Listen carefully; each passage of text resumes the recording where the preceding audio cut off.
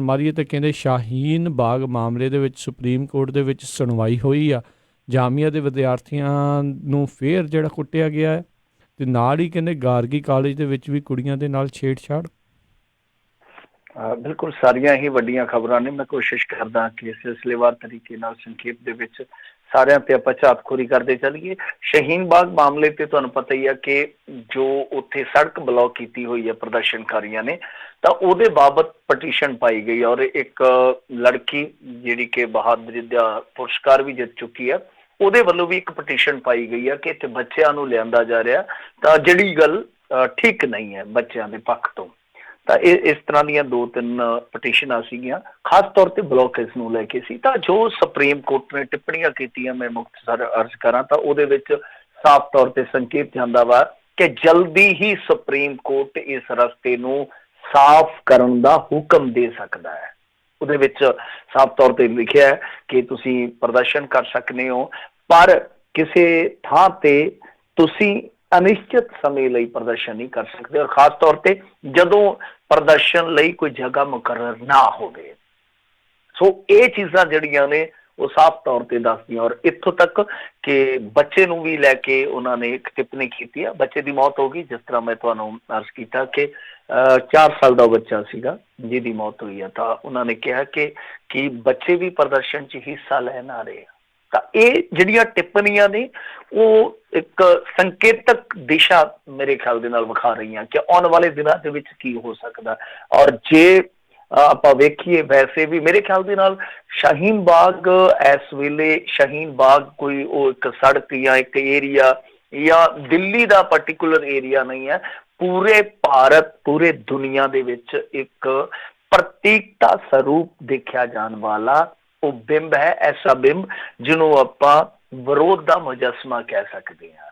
ਤਾਂ ਮੇਰੇ ਖਿਆਲ ਦੇ ਨਾਲ ਦੇਖੋ ਇਹ ਹਰੇਕ ਬੰਦੇ ਦਾ ਕਦੀ ਹੁੰਦਾ, ਤਾਂ ਮੈਨੂੰ ਲੱਗਦਾ ਕਿ ਇਸ ਤੋਂ ਪਹਿਲਾਂ ਕੋਈ ਸੁਪਰੀਮ ਕੋਰਟ ਗਾਈਡਲਾਈਨ ਜਾਰੀ ਕਰੇ ਉਹ ਤੁਹਾਨੂੰ ਮੰਨਣੀ ਤਾਂ ਪਏਗੀ, ਕਿਉਂਕਿ ਤੁਸੀਂ ਕਹਿੰਦੇ ਹੋ ਕਿ ਅਸੀਂ ਸੰਵਿਧਾਨਕ ਦਾਇਰੇ 'ਚ ਪ੍ਰਦਰਸ਼ਨ ਕਰਦੇ ਹਾਂ, ਅਸੀਂ ਲੋਕਤੰਤਰਿਕ ਕਦਰਾਂ ਕੀਮਤਾਂ ਦੇ ਪਹਿਰੇਦਾਰ ਆ। ਤਾਂ ਜਦ ਉੱਤੋਂ ਕੋਈ ਹੁਕਮ ਆ ਗਿਆ ਫਿਰ ਵੀ ਤੁਹਾਨੂੰ ਉਹ ਰਸਤਾ ਛੱਡਣਾ ਪਏਗਾ। ਤਾਂ ਉਹਦੇ ਨਾਲ ਚੰਗਾ ਕਿ ਹੁਣ ਸਮੇਂ ਨੂੰ ਸੰਭਾਲਿਆ ਜਾਵੇ ਤੇ ਇਹ ਰਸਤਾ ਵੀ ਖੋਲ ਦਿੱਤਾ ਜਾਵੇ, ਔਰ ਇਸ ਪ੍ਰਦਰਸ਼ਨ ਦਾ ਹੁਣ ਮੈਂ ਕਹਿੰਦਾ ਕਿ ਰਾਹ ਵੀ ਮੋਕਲਾ ਕਰ ਦਿੱਤਾ ਜਾਵੇ। ਇਹਨੂੰ ਦੇਸ਼ ਵਿਆਪੀ ਬਣਾਉਣ ਦਾ ਯਤਨ ਕੀਤਾ ਜਾਣਾ ਚਾਹੀਦਾ। ਚਲੋ ਬਾਕੀ ਇਹਨਾਂ ਦੇ ਜਿਹੜੇ ਆਯੋਜਕ ਆ ਜਾਂ ਜਿਹੜੇ ਇਹਨਾਂ ਦੇ ਮੋਹਤਵਾਰ ਆ ਉਹ ਵੇਖਣਗੇ ਕਿ ਉਹਨਾਂ ਨੇ ਕੀ ਕਰਨਾ, ਪਰ ਸੁਪਰੀਮ ਕੋਰਟ 'ਚ ਜੋ ਸੁਣਵਾਈ ਹੋਈ ਆ ਸੰਕੇਤਕ ਤੌਰ ਤੇ ਇਹੋ ਹੀ ਨਜ਼ਰ ਆਉਂਦਾ ਕਿ ਆਉਣ ਵਾਲੇ ਦਿਨਾਂ 'ਚ ਇਸ ਤਰ੍ਹਾਂ ਦਾ ਕੋਈ ਆਰਡਰ ਪਾਸ ਕੀਤਾ ਜਾ ਸਕਦਾ। ਰਹੀ ਗੱਲ ਜਾਮੀਆ ਦੇ ਵਿੱਚ ਜੋ ਕੁਛ ਹੋਇਆ, ਤੁਹਾਨੂੰ ਪਤਾ ਹੀ ਹੈ ਜਾਮੀਆ 'ਚ ਅੱਗੇ ਵੀ ਬਹੁਤ ਕੁਛ ਹੋਇਆ, ਗੋਲੀ ਵੀ ਚੱਲੀ, ਕੁੱਟਿਆ ਮਾਰਿਆ ਵੀ ਗਿਆ।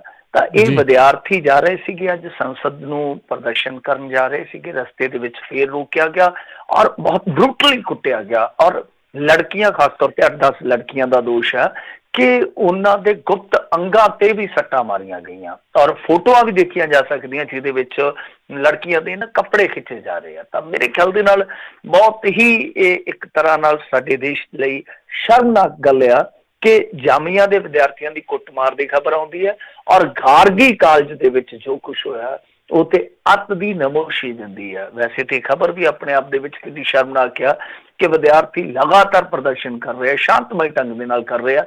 ਉਹ ਪ੍ਰੋਟੈਸਟ ਕਰਦੇ ਕਰਦੇ ਜੇ ਕਿਤੇ ਜਾਣਾ ਚਾਹੁੰਦੇ ਆ ਤਾਂ ਉਹਨਾਂ ਨੂੰ ਪਿਆਰ ਨਾਲ ਸਮਝਾਉਣ ਦੀ ਥਾਂ ਤੇ ਬੁਝਾਉਣ ਦੀ ਥਾਂ ਤੇ ਇਸ ਤਰ੍ਹਾਂ ਵਾਰ-ਵਾਰ ਕੀਤਾ ਜਾਂਦਾ, ਕਦੇ ਗੋਲੀ ਮਾਰ ਦਿੱਤੀ ਜਾਂਦੀ ਹੈ, ਕਦੇ ਕੁੱਟਿਆ ਜਾਂਦਾ। ਤਾਂ ਬਹਰਹਾਲ ਗਾਰਗੀ ਕਾਲਜ ਦੀ ਜਿਹੜੀ ਇਹ ਘਟਨਾ ਹੈ ਉਹ ਇਸ ਤਰ੍ਹਾਂ ਹੈ ਕਿ ਕੋਈ ਉੱਥੇ ਫੈਸਟੀਵਲ ਚੱਲ ਰਿਹਾ ਸੀ, ਉੱਥੇ ਦੱਸਦੇ ਆ ਕਿ ਸੈਂਕੜੇ ਹਜ਼ਾਰਾਂ, ਕੁਛ ਹਜ਼ਾਰਾਂ ਦਾ ਦੱਸ ਰਿਹਾ, ਕੁਛ ਸੈਂਕੜਿਆਂ ਦਾ ਦੱਸਦੇ ਆ ਕਿ ਆਊਟਸਾਈਡਰ ਆਏ ਆ, ਤਾਂ ਜਿਨ੍ਹਾਂ ਨੇ ਉੱਥੇ ਲੜਕੀਆਂ ਦੇ ਨਾਲ ਜ਼ਬਰਦਸਤੀ ਕਰਨ ਦੇ ਯਤਨ ਕੀਤੇ, ਛੇੜਛਾੜ ਕੀਤੀ ਵੀ ਹੈ। ਤਾਂ ਇਹ ਮਾਮਲਾ ਸੰਸਦ ਦੇ ਵਿੱਚ ਗਿਆ। ਗਾਰਗੀ ਕਾਲਜ ਬਹੁਤ ਵੱਡਾ ਕਾਲਜ ਹੈ, ਤਾਂ ਉਸ ਕਾਲਜ ਦਾ ਮਾਮਲਾ ਸੰਸਦ ਤੱਕ ਜਾਂਦਾ ਤੇ ਸੰਸਦ ਦਾ ਜਿਹੜਾ ਸਾਡਾ ਉੱਥੇ ਤੁਹਾਨੂੰ ਪਤਾ ਹੀ ਹੈ ਤਾਮਸਿਆਮ ਆ, ਉਹ ਇਸ ਤਰ੍ਹਾਂ ਦਾ ਹੀ ਹੈ ਕਿ ਕਈ ਵਾਰ ਬਹੁਤ ਸਾਰੀਆਂ ਲਾਈਟ ਚੀਜ਼ਾਂ ਨੂੰ ਗੰਭੀਰਤਾ ਨਾਲ ਲਿਆ ਜਾਂਦਾ ਤੇ ਕਈ ਵਾਰ ਗੰਭੀਰ ਚੀਜ਼ਾਂ ਨੂੰ ਲਾਈਟਲੀ ਨਹੀਂ ਲਿਆ ਜਾਂਦਾ। ਤੇ ਸਾਡੇ ਜਿਹੜੇ HRD ਮਿਨਿਸਟਰ ਸੀਗੇ ਮਿਸਟਰ ਪੋਖਰਿਆਲ, ਉਹ ਅੱਜ ਬੋਲ ਰਹੇ ਸੀਗੇ, ਤਾਂ ਉਹ ਕਹਿੰਦੇ ਜੀ ਕਿ ਇਹ ਸਾਰੇ ਬਾਹਰ ਦੇ ਸੀਗੇ, ਵਿਦਿਆਰਥੀ ਨਹੀਂ ਸੀਗੇ, ਤਾਂ ਅਸੀਂ ਕੋਸ਼ਿਸ਼ ਕਰ ਰਹੇ ਹਾਂ ਪਹਿਚਾਣੀਏ। ਤਾਂ ਕਦੋਂ ਕੋਸ਼ਿਸ਼ ਪੂਰੀ ਹੋਊਗੀ ਅਜੇ ਕੁਛ ਨਹੀਂ ਕਿਹਾ ਜਾ ਸਕਦਾ। ਤਾਂ ਇਹ ਜਿਹੜੀਆਂ ਖਬਰਾਂ ਨੇ ਓਵਰਆਲ, ਇਹ ਜਿਹੜੀਆਂ 3 ਖਬਰਾਂ ਜੇ ਆਪਾਂ ਇਹਨਾਂ ਨੂੰ ਇਸ ਸੰਦਰਭ 'ਚ ਲਈਏ ਕਿ ਇਸ ਵੇਲੇ ਜੋ ਮਾਹੌਲ ਚੱਲਦਾ ਪਿਆ, ਤਾਂ ਮੇਰੇ ਖਿਆਲ ਦੇ ਨਾਲ ਨਾ ਇੱਕ ਜਿੱਦਾਂ ਹਿੰਦੂ ਮਾਨਤਾ ਦੇ ਮੁਤਾਬਕ ਆ ਕਿ ਸਤਯੁਗ ਦੇ ਵਿੱਚ 4 ਪੈਰ ਆ, ਹਨਾ, ਉਹ ਕਿਉਂਕਿ ਉਹ ਗਊ ਜਿਹੜੀ ਆ ਉਹ ਭਗਵਾਨ ਦਾ ਪ੍ਰਤੀਕ ਤਾਂ ਹੀ ਦਿਖਾਉਂਦੇ ਆ ਕਿ ਇਹ ਜਿਹੜਾ ਧਰਮ ਹੈ ਨਾ, ਭਗਵਾਨ ਦਾ ਜੋ ਸਰੂਪ ਆ, ਉਹ 4 ਪਿੱਲਰਾਂ ਤੇ ਖਲੋਤਾ। 4 ਪਿੱਲਰ ਕਿਹੜੇ ਆ? ਤਪਸ, ਸ਼ੌਚ, ਦਇਆ, ਐਸੀਆਂ 4 ਚੀਜ਼ਾਂ ਨੇ, ਸੱਤਿਆ, ਇਹ 4 ਪਿੱਲਰ ਨੇ। ਤਾਂ ਉਹ ਜਿਸ ਤਰ੍ਹਾਂ ਸਤਯੁਗ ਬੀਤਿਆ ਉਹਦੇ 4 ਸੀਗੇ, ਫਿਰ ਆ ਗਿਆ ਤ੍ਰੇਤਾ, ਉਹਦੇ 'ਚ 3 ਪੈਰ ਰਹਿ ਗਏ, ਦੁਆਪਰ ਉਹਦੇ 'ਚ 2, ਔਰ ਉਸ ਤੋਂ ਬਾਅਦ ਆ ਗਿਆ ਕਲਯੁਗ, ਉਹਦੇ 'ਚ ਕਹਿੰਦੇ ਕਿ ਇੱਕ ਸੱਚ ਹੀ ਰਹਿ ਜਾਣਾ, ਬਾਕੀ ਪਿੱਲਰ ਡਿੱਗ ਜਾਣੇ ਆ। ਤਾਂ ਮੇਰੇ ਖਿਆਲ ਦੇ ਨਾਲ ਇੱਥੇ ਜਿਹੜੇ 4 ਪਿੱਲਰ ਦੱਸੇ ਜਾਂਦੇ ਆ ਡੈਮੋਕ੍ਰੇਸੀ ਦੇ, ਮੈਨੂੰ ਤੇ 4ਾਂ 'ਚੋਂ ਕੋਈ ਵੀ ਸੁਰੱਖਿਅਤ ਨਜ਼ਰ ਨਹੀਂ ਆਉਂਦਾ। ਤਾਂ ਬਹਰਹਾਲ ਇਹੋ ਜਿਹਾ ਹਾਲ ਆ। ਸੋ ਸਾਡਾ ਮੀਡੀਆ ਜਿਹੜਾ, ਤੁਹਾਨੂੰ ਪਤਾ ਹੀ ਆ ਕਿ ਜੇ ਭਾਰਤੀ ਜਨਤਾ ਪਾਰਟੀ ਜਿੱਤਦੀ ਹੋਵੇ ਤੇ ਜੈ ਜੈਕਾਰ ਕਰਦੇ ਜਨਤਾ ਦੀ, ਤੇ ਜੇ ਐਗਜ਼ਿਟ ਪੋਲ ਦਿੱਲੀ 'ਚ ਕੇਜਰੀਵਾਲ ਨੂੰ ਜਿਤਾਉਂਦੇ ਤਾਂ ਉਹ ਦਿੱਲੀ ਦੀ ਲੋਕਾਈ ਨੂੰ ਹੀ ਲਾਹਨਤਾਂ ਪਾਉਣ ਲੱਗ ਜਾਂਦੇ ਆ। ਤੁਸੀਂ ਵੇਖਦੇ ਆ। ਸੋ ਇਹ ਹਾਲ ਆ। ਤਾਂ ਮੈਂ ਕਹਿ ਰਿਹਾ ਕਿ ਸਾਨੂੰ ਵੇਖਣਾ ਪਏਗਾ ਕਿ ਕੀ ਕੋਈ ਸਾਡਾ ਪਿੱਲਰ ਸੁਰੱਖਿਅਤ ਹੈ ਜਾਂ ਸਾਰੇ ਗਿਰ ਗਏ। ਜਿਹਨਾਂ ਨੂੰ ਨਹੀਂ ਪਤਾ, ਇਹ ਚੌਧਰੀ ਹੁਣਾਂ ਦੀ ਗੱਲ ਕਰ ਰਿਹਾ, ਜਿਹੜਾ ਲਾਹਨਤਾਂ ਜਿਹੜੇ ਇਸ ਤਰੀਕੇ ਨਾਲ ਦਿੱਲੀ ਦੇ ਨੂੰ ਪਾਉਂਦਿਆ ਸੀਗਾ। ਅਗਲੀ ਜਿਹੜੀ ਮਿੰਟੂ ਜੀ ਗੱਲ ਕਰਦੇ, ਕਹਿੰਦੇ ਉਮਰ ਅਬਦੁੱਲਾ ਨੂੰ PSA ਤਹਿਤ ਹਿਰਾਸਤ ਦੇ ਵਿੱਚ ਜਿਹੜਾ ਰੱਖਣ ਦੇ ਉੱਤੇ ਭੈਣ ਸਾਰਾ ਕਹਿੰਦੇ ਪਹੁੰਚੀ ਹੈ ਸੁਪਰੀਮ ਕੋਰਟ। ਹਾਂਜੀ, ਉਹਨਾਂ ਦੀ ਜਿਹੜੀ ਭੈਣ ਆ ਸਾਰਾ ਅਬਦੁੱਲਾ ਪਾਇਲਟ, ਉਹ ਸੁਪਰੀਮ ਕੋਰਟ 'ਚ ਗਈ ਹੈ।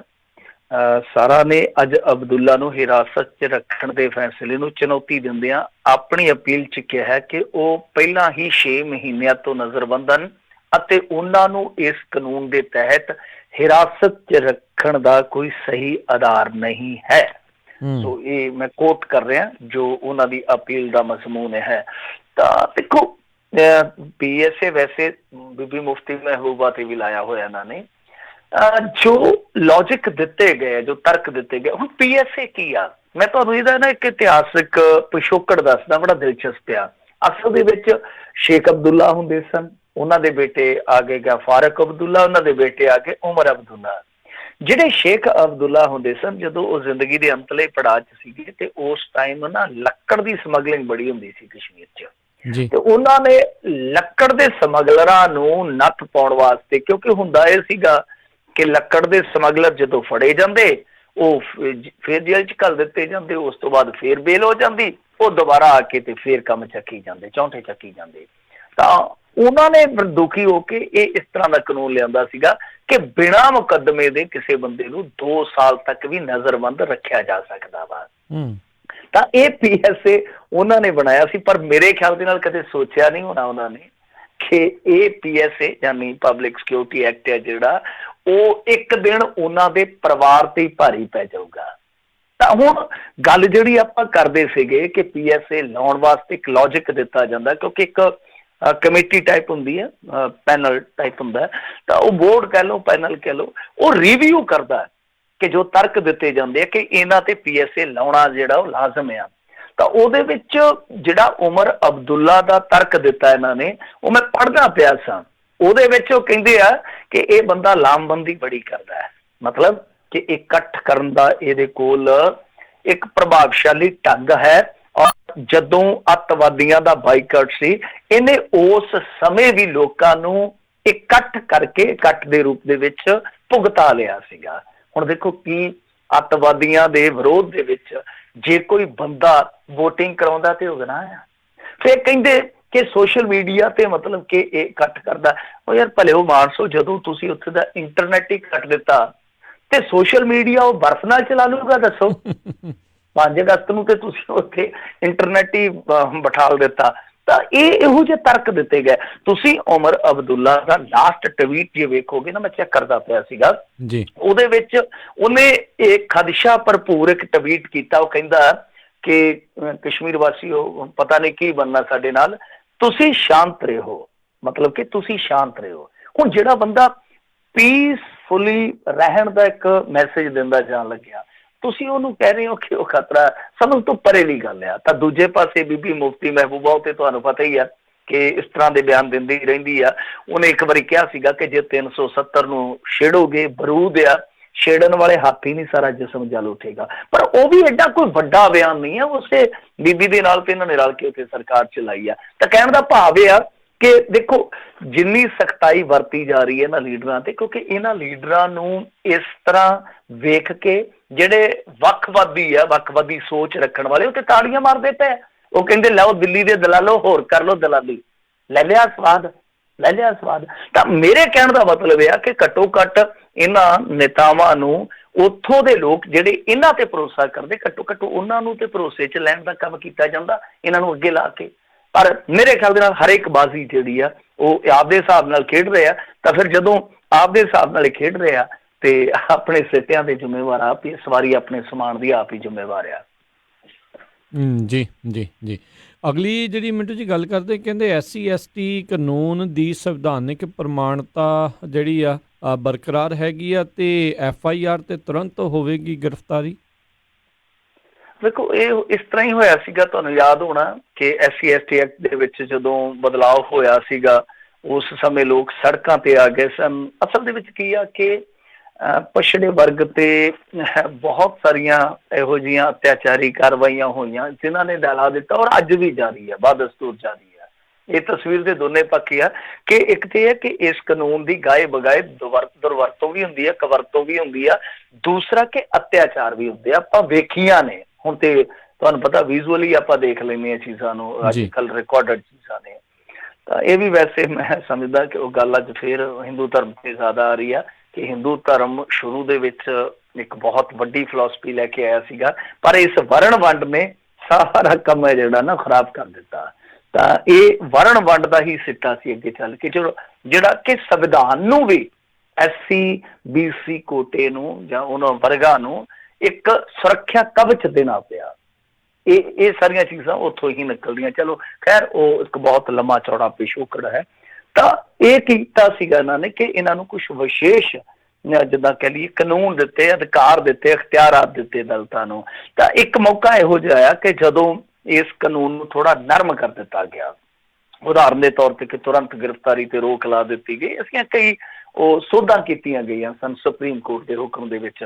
ਪਰ ਦੁਬਾਰਾ ਸੁਣਵਾਈ ਹੋਈ ਆ ਸੁਪਰੀਮ ਕੋਰਟ ਦੇ ਵਿੱਚ, ਉਹ ਇਸ ਕਰਕੇ ਕਿਉਂਕਿ ਭਾਰਤ ਸਰਕਾਰ ਨੇ ਐਕਟ ਦੇ ਵਿੱਚ ਹੀ ਬਦਲਾਅ ਕਰ ਦਿੱਤਾ ਸੀਗਾ। ਤਾਂ ਬਹਰਹਾਲ ਸੁਪਰੀਮ ਕੋਰਟ ਨੇ ਫੈਸਲਾ ਸੁਣਾਉਂਦਿਆਂ ਇਹ ਰੱਖ ਦਿੱਤਾ, ਪ੍ਰਮਾਣਿਤ ਕਰ ਦਿੱਤਾ ਜਿਸ ਤਰ੍ਹਾਂ ਤੁਸੀਂ ਦੱਸ ਹੀ ਦਿੱਤਾ।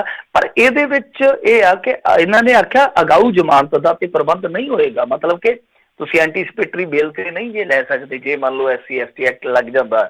ਪਰ ਇਹਦੇ 'ਚ ਇਹ ਆ ਕਿ ਜੇ ਕਿਤੇ ਲੱਗਦਾ, ਮੰਨ ਲਓ ਜੇ ਲੱਗਦਾ ਹੈ ਕਿ ਇਹ ਕੇਸ ਜਿਹੜਾ ਉਹ ਗਲਤ ਦਰਜ ਕਰਵਾਇਆ ਗਿਆ, ਤਾਂ ਉਸ ਸੂਰਤ ਦੇ ਵਿੱਚ ਤੁਸੀਂ ਜ਼ਮਾਨਤ ਦੇ ਸਕਦੇ ਹੋ।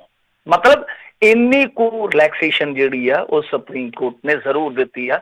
ਤਾਂ ਮੇਰੇ ਖਿਆਲ ਦੇ ਨਾਲ ਚਲੋ ਇਹ ਵੀ ਇੱਕ ਠੀਕ ਆ, ਕਿਉਂਕਿ SC ST ਐਕਟ ਇੱਕ ਬਹੁਤ ਸਖਤ ਕਾਨੂੰਨ ਆ। ਕਈ ਵਾਰ ਜਿਹੜੇ ਲੋਕ ਕਵਰਤੋਂ ਕਰਦੇ ਆ ਤਾਂ ਉਹ ਦੂਸਰੇ ਨੂੰ ਫਸਾ ਦਿੰਦੇ ਆ ਤੇ ਅਗਲਾ ਹਾੜ ਹੀ ਕੱਢਦਾ ਰਹਿ ਜਾਂਦਾ। ਤਾਂ ਘੱਟੋ ਘੱਟ ਬੇਲ ਦਾ ਆਪਸ਼ਨ ਜ਼ਰੂਰ ਦਿੱਤਾ ਗਿਆ। ਬਾਕੀ ਤਫਸੀਲ ਕੱਲ ਨੂੰ ਆ ਜਾਏਗੀ। ਅਜੇ ਤੁਹਾਨੂੰ ਪਤਾ ਕਿ ਅਖਬਾਰਾਂ ਛਪਣਗੀਆਂ, ਫਿਰ ਸਾਰੀ ਤਫਸੀਲਾਤ ਜਦੋਂ ਸਾਹਮਣੇ ਹੋਏਗੀ ਉਦੋਂ ਪਤਾ ਲੱਗੇਗਾ ਕਿ ਹੋਰ ਕਿਹੜੀਆਂ ਕਿਹੜੀਆਂ ਰਿਆਇਤਾਂ ਇਹਨਾਂ ਨੇ ਦਿੱਤੀਆਂ ਜਾਂ ਹੋਰ ਕਿਹੜੀਆਂ ਕਿਹੜੀਆਂ ਸਖਤਾਈਆਂ ਜਿਹੜੀਆਂ ਉਹ ਇਸ ਮਾਮਲੇ 'ਚ ਇਹਨਾਂ ਨੇ ਸ਼ਾਮਲ ਐਕਸਟਰਾ ਕੀਤੀਆਂ ਨੇ। ਜੀ। ਅਗਲੀ ਜਿਹੜੀ ਮਿੰਟੂ ਜੀ ਗੱਲ ਕਰਦੇ, ਕਹਿੰਦੇ ਗੁਰਦਾਸਪੁਰ ਵਿੱਚ ਇੱਕ ਹਿੰਦੂ ਆਗੂ ਦੇ ਉੱਤੇ ਕਾਤਲਾਨਾ ਹਮਲਾ, ਗੰਭੀਰ ਰੂਪ ਦੇ ਵਿੱਚ ਜ਼ਖਮੀ ਆ ਤੇ ਇੱਕ ਦੀ ਮੌਤ ਵੀ ਹੋਈ ਆ। ਇਹ ਬੜੀ ਮੰਦਭਾਗੀ ਖਬਰ ਆਈ ਹੈ ਦੇਰ ਸ਼ਾਮ। ਵੈਸੇ ਤੁਹਾਨੂੰ ਪਤਾ ਹੀ ਆ ਕਿ ਅੱਗੇ ਵੀ ਸਿਲਸਿਲੇਵਾਰ ਢੰਗ ਦੇ ਨਾਲ ਕਤਲ ਹੋਏ ਸਨ ਤੇ ਉਸ ਸਮੇਂ ਵੀ ਸਾਰੇ ਸੁੱਖਾਂ ਸੁੱਖਦੇ ਸੀਗੇ ਕਿ ਪੰਜਾਬ ਦਾ ਮਾਹੌਲ ਨਾ ਵਿਗੜੇ। ਔਰ ਮੈਂ ਕਹੂੰਗਾ ਕਿ ਉਸ ਸਮੇਂ ਜਿਹੜੇ ਹਿੰਦੂ ਆਗੂ ਸੀ ਜਾਂ ਸਿੱਖ ਸੀਗੇ, ਇਹਨਾਂ ਨੇ ਬਹੁਤ ਵਧੀਆ ਭਾਈਚਾਰਕ ਸਾਂਝ ਦਾ ਇੱਕ ਮੁਜ਼ਾਹਰਾ ਕੀਤਾ ਸੀਗਾ। ਕੋਈ ਐਸੀ ਘਟਨਾ ਨਹੀਂ ਵਾਪਰੀ ਜਿਹਦੇ ਨਾਲ ਸਾਡੀ ਜਿਹੜੀ ਸਮਾਜਿਕ ਸਾਂਝ ਆ ਉਹਦੇ ਤੇ ਕੋਈ ਅਸਰ ਪਵੇ। ਤਾਂ ਇਹ ਘਟਨਾ ਜਿਹੜੀ ਉਹ ਕਾਫੀ ਲੰਮੇ ਚੌੜੇ ਬ੍ਰੇਕ ਤੋਂ ਬਾਅਦ ਵਾਪਰੀ ਆ। ਹੁਣ ਦੇਖੋ ਇਹ ਉਸੇ ਤਰ੍ਹਾਂ ਦੇ ਕਤਲ ਹੈ, ਇੱਕ ਪੈਟਰਨ ਤੇ ਕਤਲ ਆ, ਇੱਕ ਸਾਜ਼ਿਸ਼ ਤੇ ਕਤਲ ਆ, ਮੈਂ ਨਹੀਂ ਕਹਿ ਸਕਦਾ। ਔਰ ਇਹ ਕਹਿਣਾ ਮੇਰੇ ਖਿਆਲ ਨਾਲ ਕਿਸੇ ਵੱਲੋਂ ਵੀ ਕਹਿਣਾ ਜਲਦਬਾਜ਼ੀ ਹੋਏਗਾ। ਤਾਂ ਬਹਰਹਾਲ ਜੋ ਇਹ ਘਟਨਾ ਘਟੀ ਆ ਉਹ ਗੁਰਦਾਸਪੁਰ ਦੇ ਧਾਰੀਵਾਲ ਸ਼ਹਿਰ ਦੀ ਘਟਨਾ ਹੈ, ਜਿੱਥੇ ਡੈਡ ਬੋਡ ਕੋਈ ਪੈਂਦਾ ਉੱਥੇ ਹਿੰਦੂ ਜਿਹੜੇ ਸੰਗਠਨ ਹੁੰਦੇ ਆ, ਇਹਨਾਂ ਦਾ ਕੋਈ ਸ਼ਿਵ ਸੈਨਾ ਵਿੰਗ ਹੈ ਹਿੰਦੁਸਤਾਨ। ਤਾਂ ਇਹ ਜਿਹੜੇ ਸ਼ਿਵ ਸੈਨਾ ਵਾਲੇ ਆ ਉਹਨਾਂ ਦੇ ਉੱਥੇ ਜਿਹੜੇ ਯੂਥ ਆਗੂ ਆ, ਮੇਰੇ ਖਿਆਲ ਦੇ ਨਾਲ ਨਾਰਥ ਇੰਡੀਆ ਦੇ ਹੀ ਉਹ ਯੂਥ ਆਗੂ ਆ, ਸਨੀ ਮਹਾਜਨ, ਸ਼ਾਇਦ ਹਨੀ ਮਹਾਜਨ, ਮਾਫ ਕਰਨਾ, ਹਨੀ ਮਹਾਜਨ ਆਪਣੀ ਉੱਥੇ ਦੁਕਾਨ ਤੇ ਬੈਠਾ ਸੀਗਾ। ਕਿਸੇ ਨੇ ਦੱਸ ਵੀ ਦਿੱਤਾ ਕਿ ਕੋਈ ਕਾਰ ਜਿਹੜੀ ਆ ਉਹ ਤੁਹਾਨੂੰ ਇੱਥੇ ਲੱਭਦੀ ਫਿਰਦੀ ਆ, ਤੁਹਾਨੂੰ ਟਾਰਗੇਟ ਕਰ ਸਕਦੀ ਆ। ਕਹਿੰਦੇ ਆ ਕਿ ਇਹ ਦੁਕਾਨ ਆਪਣੀ ਬੰਦ ਕਰਕੇ ਉੱਥੋਂ ਨਿਕਲ ਨਹੀਂ ਲੱਗਾ ਸੀਗਾ ਤੇ ਮਾੜਾ ਮੋਟਾ ਇੱਧਰ ਉੱਧਰ ਟਹਿਲ ਰਿਹਾ ਸੀਗਾ, ਤਾਂ ਠੀਕ ਉਸ ਵੇਲੇ ਸਵਿਫਟ ਕਾਰ ਚ ਉਤਰ ਕੇ ਦੋ ਹਮਲਾਵਰਾਂ ਨੇ ਤਾਬੜਤੋੜ ਗੋਲੀਆਂ ਚਲਾਈਆਂ। ਉਹਦੇ ਵਿੱਚ ਹਨੀ ਮਹਾਜਨ ਨੂੰ 3 ਗੋਲੀਆਂ ਲੱਗੀਆਂ। ਇਹ ਕਿਉਂਕਿ ਬਹਿ ਗਿਆ, ਪਰ ਨਾਲ ਇੱਕ ਮੁੰਡਾ ਹੋਰ ਸੀ, ਦੂਸਰੀ ਦੁਕਾਨ ਵਾਲਾ, ਅਸ਼ੋਕ ਜੀ ਦਾ ਨਾਮ ਦੱਸਿਆ ਜਾ ਰਿਹਾ। ਕਹਿੰਦੇ ਆ ਕਿ ਉਹਦੇ ਖੋਪੜ ਚ ਗੋਲੀ ਵੱਜੀ ਤੇ ਉਹ ਥਾਂ ਹੀ ਮਰ ਗਿਆ। ਮਤਲਬ ਕਿ ਜਿਹਨੂੰ ਉਹ ਮਾਰਨ ਆਏ ਸਨ ਜਾਂ ਜਿਹੜਾ ਉਹਨਾਂ ਦਾ ਨਿਸ਼ਾਨਾ ਸੀਗਾ ਹਨੀ ਮਹਾਜਨ, ਉਹ ਬਚ ਗਿਆ। ਤੇ ਜਿਹੜਾ ਵਿਚਾਰਾ ਕੋਈ ਨਿਰਦੋਸ਼ ਸੀਗਾ, ਵੈਸੇ ਮੈਨੂੰ ਨਹੀਂ ਪਤਾ ਇਹਦਾ ਕੋਈ ਦੋਸ਼ ਵੀ ਹੋਏਗਾ, ਤਾਂ ਜਿਹੜਾ ਉਹ ਬੇਕਸੂਰੀ ਪਾਸੇ ਸਾਈਡ ਤੇ ਕੋਈ ਫਿਰਦਾ ਸੀਗਾ, ਉਹਨੂੰ ਗੋਲੀ ਲੱਗ ਗਈ ਹੈ ਤਾਂ ਉਹ ਥਾਂ ਮਰ ਗਿਆ। ਇਹਦੀ ਹੁਣ ਜੋ ਹਨੀ ਮਹਾਜਨ ਦੀ ਹਾਲਤ ਦੱਸੀ ਜਾਂਦੀ ਆ, ਉਹ ਇੱਕ ਵਾਰੀ ਤੇ ਦੱਸਦੇ ਆ ਕਿ ਖਤਰੇ ਤੋਂ ਬਾਹਰ ਆ। ਉਸ ਤਰ੍ਹਾਂ 3 ਗੋਲੀਆਂ ਜਿਹੜੀਆਂ ਉਹ ਲੱਗੀਆਂ। ਤਾਂ ਮੇਰੇ ਖਿਆਲ ਦੇ ਨਾਲ ਕੋਈ ਵੀ ਹੋਵੇ, ਐਸਾ ਕਰਨਾ ਮੇਰੇ ਖਿਆਲ ਦੇ ਨਾਲ ਪੰਜਾਬ ਦੇ ਹਿੱਤਕਾਰੀ ਨਹੀਂ ਹੈ।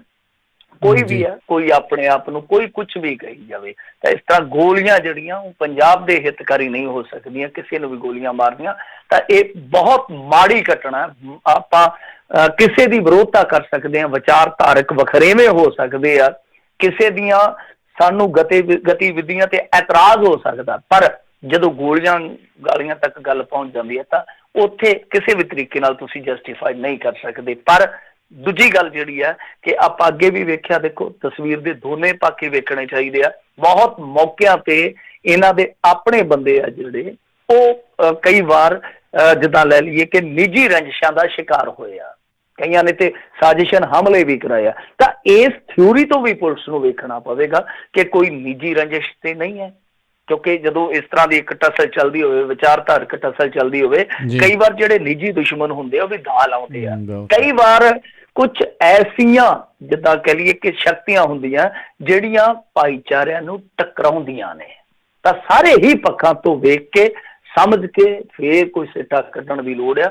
ਉਸ ਤਰ੍ਹਾਂ ਅਪੀਲ ਹੀ ਕਰ ਸਕਦੇ ਆ ਕਿ ਭਾਈ ਜੋ ਭਾਈਚਾਰਕ ਸਾਂਝ ਆ ਉਹ ਬਣੀ ਰਹਿਣੀ ਚਾਹੀਦੀ ਆ, ਪਰ ਇਹ 2-3 ਥਿਊਰੀਆਂ ਜਿਹੜੀਆਂ ਉਹ ਜ਼ਰੂਰੀ ਆ ਕਿ ਵਾਚੀਆਂ ਜਾਣ, ਵੇਖੀਆਂ ਜਾਣ। ਜੀ ਜੀ ਜੀ। ਅਗਲੀ ਜਿਹੜੀ ਮਿੰਟੂ ਜੀ ਗੱਲ ਕਰਦੇ, ਕਹਿੰਦੇ ਅਕਾਲੀ ਦਲ 'ਚ ਵਾਪਸੀ ਦੀਆਂ ਖਬਰਾਂ ਦੇ ਉੱਤੇ ਬੋਨੀ ਅਜਨਾਲਾ ਨੇ ਕਹਿੰਦੇ ਆ ਤੋੜੀ ਆਪਣੀ ਚੁੱਪ। ਚੁੱਪ ਰਹਿਨੇ ਆ, ਜ਼ਰੂਰ ਕੋਈ ਬਾਤ ਹੈ। ਤਾਂ ਹੁਣ ਚੁੱਪ ਜਿਹੜੀ ਆ ਉਹ ਤੋੜ ਦਿੱਤੀ ਆ ਇਹ ਅਜਨਾਲਾ ਸਾਹਿਬ ਨੇ। ਤੇ ਜਿਹੜੇ ਬੋਨੀ ਅਜਨਾਲਾ ਸਾਹਿਬ ਆ ਉਹ ਕਹਿੰਦੇ ਆ ਕਿ ਦੇਖੋ ਜੀ, ਨਹੀਂ ਮੈਂ ਟਕਸਾਲੀ ਦਲ ਦੇ ਨਾਲ ਹੀ ਰਵਾਂਗਾ।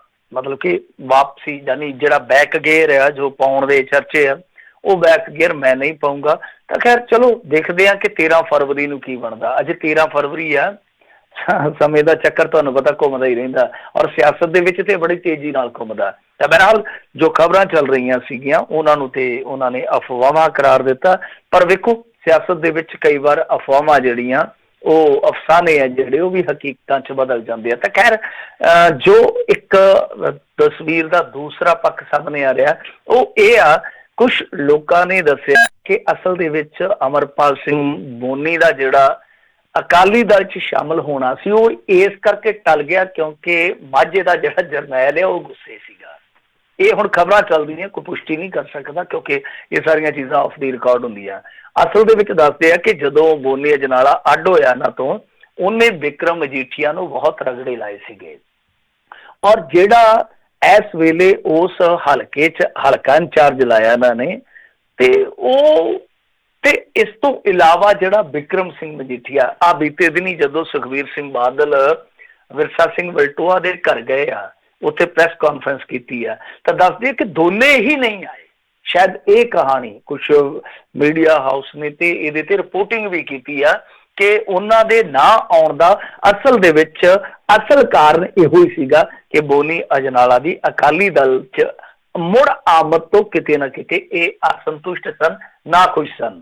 ਤਾਂ ਬਹਰਹਾਲ ਹੁਣ ਵੇਖਣਾ ਪਊਗਾ ਕਿ 13 ਫਰਵਰੀ ਵਾਲੀ ਜਿਹੜੀ ਰੈਲੀ ਹੈ ਮਾਝੇ ਦੇ ਵਿੱਚ, ਉਹਦੇ 'ਚ ਕੋਈ ਧਮਾਕਾ ਹੁੰਦਾ ਜਾਂ ਫਿਰ ਇਸ ਤਰ੍ਹਾਂ ਦੀਆਂ ਖਬਰਾਂ ਚੱਲ ਕੇ 2-4 ਦਿਨ ਇਹ ਆਪਣੇ ਆਪ ਹੀ ਖਤਮ ਹੋ ਜਾਂਦੀਆਂ।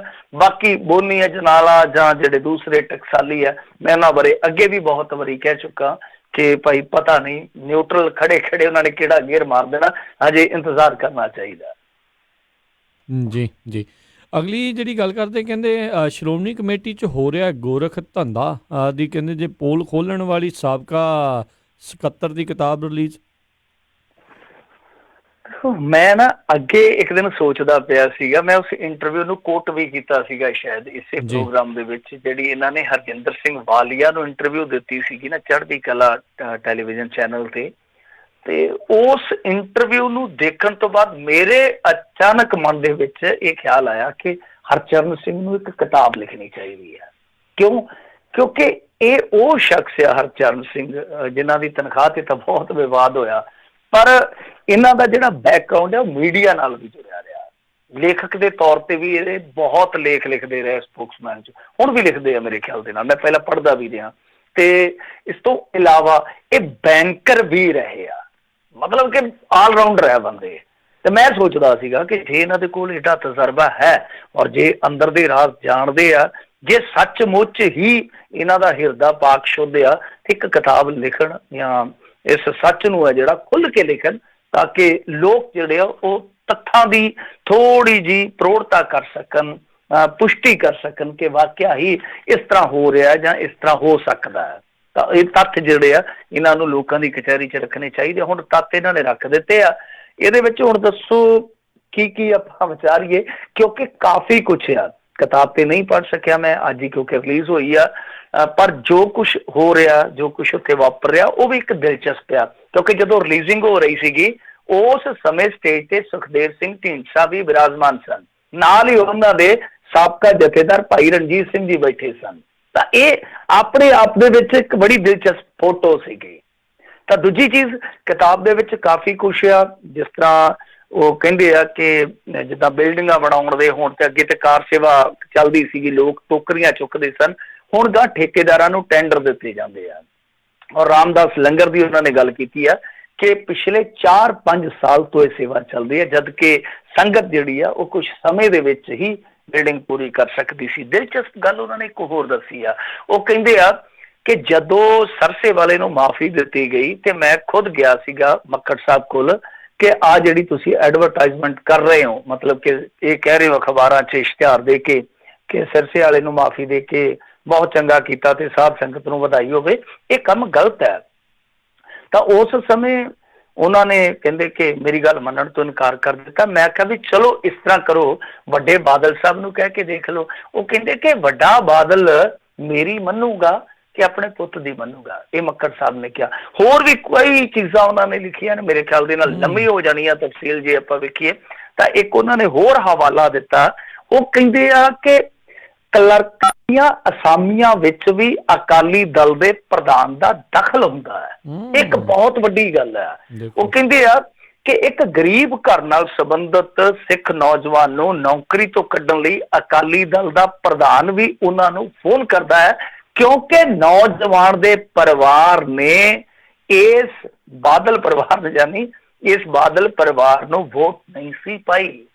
ਤੁਸੀਂ ਆਪ ਅੰਦਾਜ਼ਾ ਲਾ ਲਓ ਕਿ ਕਿੰਨੀ ਵੱਡੀ ਗੱਲ ਕਹਿ ਰਹੀ ਹੈ। ਤੇ ਉਹ ਕਹਿੰਦੇ ਕਿ ਉਹਨਾਂ ਨੇ ਜਦੋਂ ਕਿਹਾ ਕਿ ਅੰਮ੍ਰਿਤਧਾਰੀ ਮੁੰਡਾ ਹੈ, ਗਰੀਬ ਬੰਦਾ ਹੈ, ਤੇ ਅੱਗੋਂ ਪ੍ਰਧਾਨ ਦਾ ਜਵਾਬ ਸੀ ਕਿ ਇੱਥੇ ਬਹੁਤ ਗਰੀਬ ਤੁਰੇ ਫਿਰਦੇ ਆ, ਕਿਹਦਾ ਖਿਆਲ ਰੱਖੀਏ।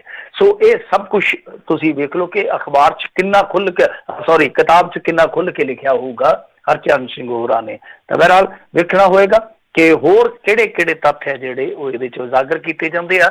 ਅੱਜ ਭਾਈ ਰਣਜੀਤ ਸਿੰਘ ਹੋਰਾਂ ਨੇ ਇੱਕ ਹੋਰ ਵੀ ਖੁਲਾਸਾ ਕੀਤਾ। ਉਹ ਕਹਿੰਦੇ ਆ ਕਿ ਜਿਹੜੀ ਗੁਰਦੁਆਰਾ ਅੰਬ ਸਾਹਿਬ ਦੀ ਜਾਇਦਾਦ ਸੀਗੀ ਥੋੜੀ ਜਿਹੀ, ਹੁਣ ਪਤਾ ਨਹੀਂ ਥੋੜੀ ਜਿਹੀ ਹੈ ਕਿ ਬਹੁਤ ਜ਼ਿਆਦਾ, ਤਾਂ ਬਹੁਤ ਸਾਰੀ ਜਾਇਦਾਦ ਹੈ ਉੱਥੇ ਅੰਬ ਸਾਹਿਬ ਦੀ, ਤਾਂ ਉਹ ਜਗ੍ਹਾ ਵੀ ਇੱਕ ਚਲਾਕੀ ਨਾਲ ਵੇਚੀ ਗਈ ਆ। ਚਲਾਕੀ ਨਾਲ ਕਿਸ ਤਰ੍ਹਾਂ ਵੇਚੀ ਗਈ ਆ ਕਿ ਪਹਿਲਾਂ ਉਹ ਪੁੱਡਾ ਕੋਲ ਜਾਂਦੀ ਆ, ਪੁੱਡਾ ਦੇ ਕੋਲ ਗਈ ਜ਼ਮੀਨ ਨੂੰ ਫਿਰ ਬਾਦਲ ਪਰਿਵਾਰ ਆਪਣੇ ਇਨਫਲੂਐਂਸ ਦੇ ਨਾਲ ਆਪਣੇ ਇੱਕ ਖਾਸ ਚਹੇਤੇ ਬੰਦੇ ਨੂੰ ਦਬਾਉਂਦਾ ਹੈ, ਔਰ ਉਸ ਤੋਂ ਬਾਅਦ ਅੱਜ ਦੀ ਤਾਰੀਖ ਦੇ ਵਿੱਚ ਉੱਥੇ ਇੱਕ ਮਾਲ ਵਜੋਂ ਇਮਾਰਤ ਸਾਜ਼ੀ ਹੋ ਰਹੀ ਹੈ। ਤਾਂ ਕਹਿੰਦੇ ਆ ਕਿ ਗੁਰਦੁਆਰੇ ਕੰਪਲੈਕਸ ਦੇ ਵਿੱਚ ਉੱਥੇ ਹੁਣ ਫਿਰ ਬਲੈਕਸ ਬਣਨਗੇ, ਉੱਥੇ ਫਿਲਮਾਂ ਚੱਲਣਗੀਆਂ, ਆਪ ਹੀ ਅੰਦਾਜ਼ਾ ਲਾ ਲਓ। ਸੋ ਬਹਰਹਾਲ ਬਹੁਤ ਕੁਛ ਹੋਏਗਾ ਇਸ ਕਿਤਾਬ ਦੇ ਵਿੱਚ ਮੇਰੇ ਖਿਆਲ ਦੇ ਨਾਲ, ਕਿਉਂਕਿ ਇੱਕ ਬਹੁਤ ਵੱਡੇ ਲੇਖਕ ਕਿਤਾਬ ਲਿਖਣ ਜਾ ਰਹੇ ਆ। ਔਰ ਦੂਜੀ ਗੱਲ, ਤਨਖਾਹ ਤੇ ਉਹਨਾਂ ਨੇ ਸਾਫ਼ ਕਰ ਦਿੱਤੀ ਸੀ। ਸਾਡੇ ਕੁਛ ਲੋਕ ਕਹਿੰਦੇ ਆ ਕਿ ਇਹ ਉਦੋਂ ਇੰਨੀ ਤਨਖਾਹ ਲੈਂਦਾ ਰਿਹਾ। ਹਾਲਾਂਕਿ ਮੈਂ ਵੀ ਆਲੋਚਨਾ ਕਰਦਾ ਰਿਹਾ, ਮੈਂ ਵੀ ਮਜ਼ਾਕ ਉਡਾਉਂਦਾ ਰਿਹਾ, ਪਰ ਜਦੋਂ ਹਕੀਕਤ ਜਾਣੀ, ਸੱਚ ਜਾਣਿਓ, ਮੈਂ ਵੀ ਉਸ ਆਲੋਚਨਾ ਤੇ ਸ਼ਰਮਿੰਦਾ ਹੋਇਆ। ਕਿਉਂ? ਕਿਉਂਕਿ ਇਹਨਾਂ ਨੇ ਦੱਸਿਆ ਕਿ ਉਹ ਇੰਡੀਅਨ ਐਕਸਪ੍ਰੈਸ ਦੇ ਮੌਜੂਦਾ ਉਸ ਸਮੇਂ ਡਾਇਰੈਕਟਰ ਸਨ, ਜਿਸ ਸਮੇਂ ਸੁਖਬੀਰ ਸਿੰਘ ਬਾਦਲ ਖੁਦ ਉਹਨਾਂ ਦੇ ਕੋਲ ਪ੍ਰਪੋਜ਼ਲ ਲੈ ਕੇ ਗਏ ਸੀਗੇ ਕਿ ਤੁਸੀਂ ਆ ਕੇ ਉੱਥੇ ਕੰਮ ਕਰ ਸੰਭਾਲੋ। ਉਹ ਕਹਿੰਦੇ ਆ ਕਿ ਮੈਂ ਉੱਥੇ 8 ਲੱਖ ਰੁਪਈਆ ਤਨਖਾਹ ਲੈਂਦਾ ਸੀਗਾ, ਇੱਥੇ ਆ ਕੇ ਮੈਂ ਕਿਹਾ ਸੀਗਾ ਕਿ ਬਾਈ ਉੱਥੇ ਮੈਂ 8 ਲੱਖ ਲੈਣਾ, ਜੋ ਮੈਨੂੰ ਦੇਣਾ ਤੁਸੀਂ ਦੇ ਦਿਓ। ਇਹਨਾਂ ਜਿੰਨੀ ਕੁ ਤਨਖਾਹ ਲਾਈ ਮੈਂ ਉਹਦੇ ਤੇ ਕੰਮ ਕੀਤਾ, ਔਰ ਜਿੰਨਾ ਮੈਂ ਕਰ ਸਕਦਾ ਸੀ ਮੈਂ ਕੀਤਾ। ਮੈਂ ਸਮੇਂ ਸਮੇਂ ਤੇ ਲਿਖਤੀ ਨੋਟ ਵੀ ਦਿੱਤੇ, ਮੈਂ ਇਤਰਾਜ਼ ਵੀ ਜਤਾਏ, ਔਰ ਮੈਂ ਕਈ ਥਾਵਾਂ ਤੇ ਬਚਤਾਂ ਵੀ ਕੀਤੀਆਂ। ਪਰ ਜਦੋਂ ਮੈਨੂੰ ਲੱਗਿਆ, ਜਦੋਂ ਮੈਂ ਵੇਖਿਆ ਕਿ ਇੱਥੇ ਤੇ ਬਹੁਤ ਹੀ ਜ਼ਿਆਦਾ ਕੰਮ ਵਿਗੜਿਆ, ਤੇ ਆਪਾਂ ਫਤਿਹ ਬੁਲਾ ਕੇ ਇੱਥੋਂ ਨਿਕਲਦੇ ਬਣੇ। ਜੀ ਜੀ ਬਿਲਕੁਲ, ਇਹ ਤਾਂ ਬਹੁਤ ਵੱਡੇ ਜਿਹੜੇ ਖੁਲਾਸੇ ਆ, ਤੇ ਬਹੁਤ ਵੱਡੀਆਂ ਗੱਲਾਂ। ਤੇ ਮਿੰਟੂ ਜੀ, ਇਸ ਦੇ ਉੱਤੇ ਫਿਰ ਸਵਾਲ ਵੀ ਇਹ ਜਿਹੜਾ ਉੱਠਦਾ ਵੀ ਕੀ ਅਜਿਹੀਆਂ ਕਿਤਾਬਾਂ ਜਾਂ ਅਜਿਹੇ ਹੁਣ ਆਪਾਂ ਤਾਂ ਇਹਨਾਂ ਨੂੰ ਕਥਿਤ ਦੋਸ਼ ਜਾਂ ਇਹ ਸਾਰੀਆਂ ਚੀਜ਼ਾਂ ਕਹਿ ਸਕਦੇ ਹਾਂ, ਕੀ ਇਹਨਾਂ ਉੱਤੇ ਕੋਈ ਕਾਰਵਾਈ ਹੋਣ ਦੀ ਹੈ ਉਮੀਦ? ਨਹੀਂ, ਦੇਖੋ, ਇੱਕ ਚੀਜ਼ ਰਾਜ ਕਰਨਵੀਰ ਸਿੰਘ ਜੀ ਦਿਲਚਸਪ ਹੈ ਵੇਖਣ ਵਾਲੀ, ਉਹ ਇਹ ਆ ਕਿ ਬਾਦਲ ਪਰਿਵਾਰ ਅੱਜ ਤੱਕ ਡਿਨਾਈ ਕਰਦਾ ਰਿਹਾ ਕਿ ਅਸੀਂ ਪ੍ਰਬੰਧਾਂ ਦੇ ਵਿੱਚ ਦਖਲ ਨਹੀਂ ਦਿੰਦੇ, ਹਨਾ। ਇਹ ਸਭ ਤੋਂ ਵੱਡਾ ਖੁਲਾਸਾ ਹੋਏਗਾ ਕਿ ਜਿਸ ਬੰਦੇ ਨੂੰ ਬਾਦਲ ਪਰਿਵਾਰ ਉੱਥੇ ਜਾ ਕੇ ਬਿਠਾਲਦਾ ਹੈ, ਤਾਂ ਇੱਕ ਦਿਨ ਉਹੀ ਬੰਦਾ ਜਿਹਨੇ ਕਦੇ ਵੀ ਬਾਦਲ ਪਰਿਵਾਰ ਦੀ ਆਲੋਚਨਾ ਨਹੀਂ ਕੀਤੀ, ਤਾਂ ਉਹੀ ਸ਼ਖਸ ਇੱਕ ਕਿਤਾਬ ਦੇ ਰੂਪ ਦੇ ਵਿੱਚ, ਔਰ ਉਹ ਕਹਿੰਦੇ ਆ ਕਿ ਮੈਂ ਪ੍ਰੂਵ ਕਰ ਸਕਦਾ, ਕੋਈ ਵੀ ਤੁਸੀਂ ਕਿਸੇ ਤੱਥ ਨੂੰ, ਕਿਸੇ ਫੈਕਟ ਨੂੰ ਚੈਲੰਜ ਕਰੋਗੇ ਤਾਂ ਮੈਂ ਉਹਨੂੰ ਸਾਬਤ ਕਰਾਂਗਾ। ਔਰ ਇਹਦਾ ਮਤਲਬ ਇਹ ਆ ਕਿ ਜੋ ਬਾਦਲ ਪਰਿਵਾਰ ਕਹਿੰਦਾ ਆ, ਇੱਕ ਤਾਂ ਉਹਦਾ ਭਾਂਡਾ ਭੱਜ ਗਿਆ। ਦੂਜੀ ਚੀਜ਼ ਇਹ ਆ ਕਿ ਜੇ ਮੰਨ ਲਓ ਹਰਚਰਨ ਸਿੰਘ ਜੀ ਅੱਜ ਕਿਸੇ ਮਫਾਦ ਵਾਸਤੇ ਝੂਠ ਬੋਲਦੇ ਆ, ਤੇ ਇਹ ਮਾਣਾ ਨੀਂਦ ਦਾ ਮੁਕੱਦਮਾ ਜੇ ਅਰਵਿੰਦ ਕੇਜਰੀਵਾਲ ਤੇ ਕਰ ਸਕਦੇ ਆ, ਤੇ ਇੱਕ ਮੁਕੱਦਮਾ ਇਹਨਾਂ ਤੇ ਵੀ ਠੋਕ ਲੈਣ। ਜੀ ਜੀ ਜੀ ਬਿਲਕੁਲ, ਇਹ ਦੇਖਣ ਵਾਲੀ ਗੱਲ ਰਹੂਗੀ ਵੀ ਇਹ ਸਾਰਾ ਕੁਛ ਹੁਣ ਕਿਸ ਤਰੀਕੇ ਦੇ ਨਾਲ ਅੱਗੇ ਵੱਧਦਾ ਆ। ਤੇ ਮਿੰਟੂ ਜੀ, ਜਾਂਦੇ ਗੱਲ ਕਰਦੇ ਜਾਈਏ, ਕਹਿੰਦੇ ਪੰਜਾਬ ਦਾ ਬਜਟ ਸੈਸ਼ਨ ਵੀ ਜਿਹੜਾ ਸੁੰਗੜਿਆ।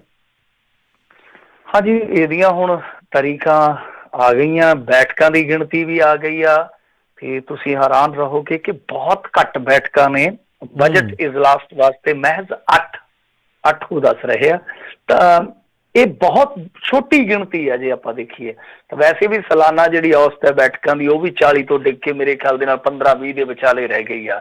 ਤਾਂ ਹੁਣ 8 ਸੀਮਤਾਂ ਤੱਕ ਜੇ ਇਸ ਤਰ੍ਹਾਂ ਦਾ ਵਿਧਾਨ ਸਭਾ ਦਾ ਕੋਈ ਸੈਸ਼ਨ ਰਹਿ ਜਾਏਗਾ, ਤਾਂ ਮੇਰੇ ਖਿਆਲ ਦੇ ਨਾਲ ਇਹ ਬਹੁਤ ਹੀ ਛੋਟਾ ਸੈਸ਼ਨ ਹੈ। ਕਿਉਂਕਿ ਇੱਕ ਪਾਸੇ ਤੇ ਤੁਸੀਂ ਰੋਂਦੇ ਹੋ ਕਿ ਸਾਡਾ ਖਜ਼ਾਨਾ ਖਾਲੀ ਹੈ, ਸਾਡੇ ਪੱਲੇ ਕੱਖ ਨਹੀਂ ਹੈ, ਸਾਡੀ ਆਰਥਿਕਤਾ ਜਿਹੜੀ ਆ ਉਹ ਉੱਜੜ ਪੁੱਜੜ ਗਈ ਆ, ਭਾਰਤ ਸਰਕਾਰ ਸਾਡੇ ਨਾਲ ਧੱਕਾ ਕਰਦੀ ਆ, ਵੱਕਾ ਕਰਦੀ ਹੈ। ਵੈਸੇ ਧੱਕਾ ਕਰਨ ਵਾਲੇ ਗਾਣੇ ਵੀ ਅੱਜ ਕੱਲ੍ਹ ਬਹੁਤ ਚੱਲਦੇ ਆ।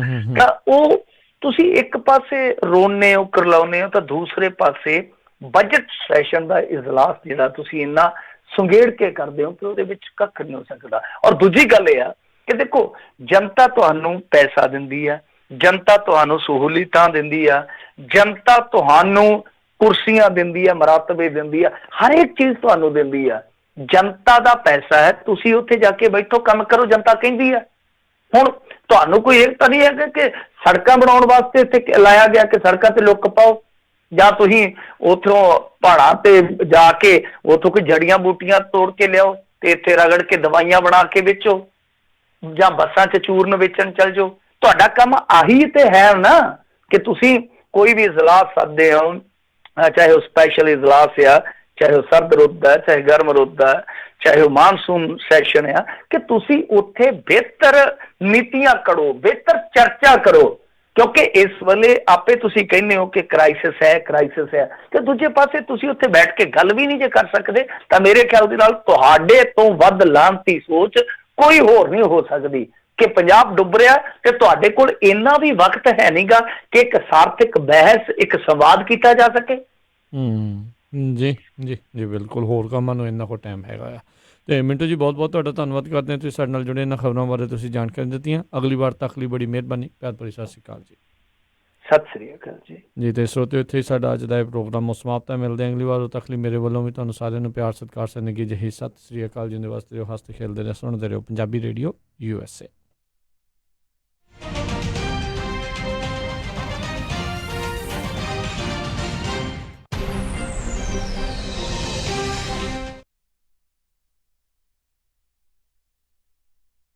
ਤੁਸੀਂ ਸੁਣ ਰਹੇ ਹੋ ਪੰਜਾਬੀ ਰੇਡੀਓ